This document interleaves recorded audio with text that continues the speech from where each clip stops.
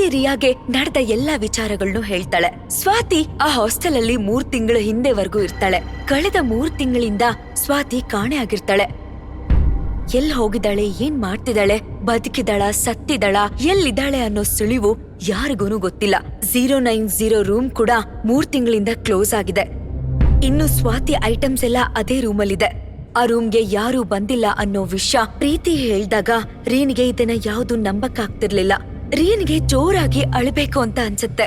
ಇಷ್ಟು ದಿನದಿಂದ ಇಷ್ಟೊಂದು ಪ್ರೀತಿ ತೋರ್ಸಿ ಇಷ್ಟೊಂದು ಕಾಳಜಿ ಮಾಡಿ ಈಗ ಕಾಣೆ ಆಗಿರೋದು ಯಾಕೆ?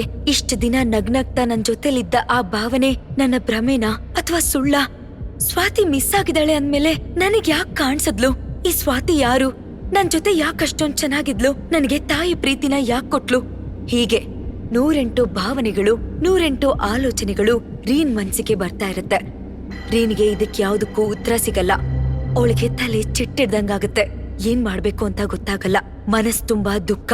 ಜೋರಾಗಿ ಅಳ್ತಿರ್ತಾಳೆ. ತನ್ನ ತಾಯಿನ ಮತ್ತೆ ಕಳ್ಕೊಂಡಿದೀನಿ ಅನ್ನೋ ಭಾವನೆ ಅವಳಿಗೆ ಆಗ್ತಿರತ್ತೆ. ಈ ಎಲ್ಲಾ ಪ್ರಶ್ನೆಗಳಿಗೆ ಉತ್ತರ ಹುಡುಕ್ಲೇಬೇಕು ಅಂತ ರಿಯಾ ನಿಧಾನವಾಗಿ ಎದ್ದು ಸ್ವಾತಿ ರೂಮ್ ಕಡೆಗೆ ಹೆಜ್ಜೆ ಹಾಕ್ತಾಳೆ. ರೂಮ್ ನಂಬರ್ 090 ಮುಂದೆ ಹೋಗಿ ಅವಳು ನಿಂತ್ಕೋತಾಳೆ. ನಿಂತ್ಕೊಂಡು ಡೋರ್ನೇ ದಿಟ್ಟಿಸಿ ನೋಡ್ತಿರ್ತಾಳೆ. ಆ ರೂಮ್ನೇ ರಿಯಾ ನೋಡ್ತಿರ್ಬೇಕಾದ್ರೆ ಸಡನ್ ಆಗಿ ಆ ರೂಮ್ನ ಡೋರು ತಾನಾಗೆ ಓಪನ್ ಆಗುತ್ತೆ. ಅದನ್ನ ನೋಡಿ ರಿಯನ್ಗೆ ಹಾರ್ಟ್ ಬೀಟ್ ಜಾಸ್ತಿ ಆಗುತ್ತೆ. ಭಯದಲ್ಲೇ ಅವಳು ಆ ರೂಮ್ ಕಡೆಗೆ ಹೆಜ್ಜೆ ಹಾಕ್ತಾಳೆ.